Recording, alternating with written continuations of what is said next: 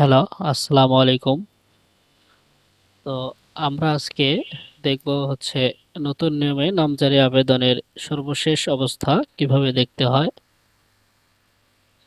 সেটা দেখতে গেলে আমাদেরকে প্রথমে একটি ব্রাউজার ওপেন করতে হবে। তো আমরা মজিলা ফায়ারফক্স ওপেন করব। ওপেন করার পরে আমরা সরাসরি চলে যাব হচ্ছে মিউটেশন ডট ল্যান্ড। যাওয়ার পরে এরকম একটা ইন্টারফেস আসবে। এখান থেকে আহ, আমরা চলে যাব হচ্ছে আবেদনের সর্বশেষ অবস্থা।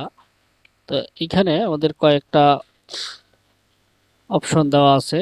নতুন আবেদন করতে ক্লিক করুন এবং আবেদনের সর্বশেষ অবস্থা।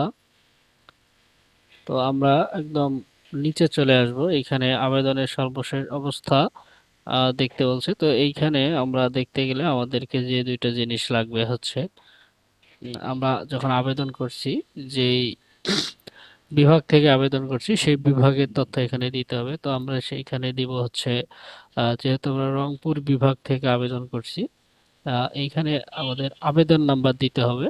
তো আমরা আবেদন নাম্বার দিচ্ছি। আবেদন নাম্বার যে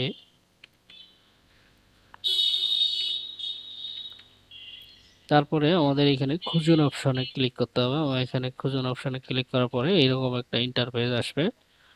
এখানে দিতে হবে জাতীয় পরিচয়পত্র নাম্বার আর হচ্ছে এখানে যোগ দিতে হবে। তো আমরা জাতীয় পরিচয়পত্র নাম্বারটা দিচ্ছি।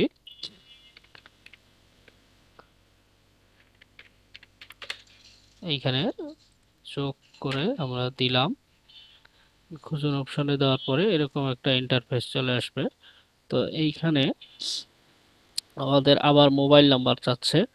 মোবাইল নাম্বার এখানে আমরা মোবাইল নাম্বার দিব।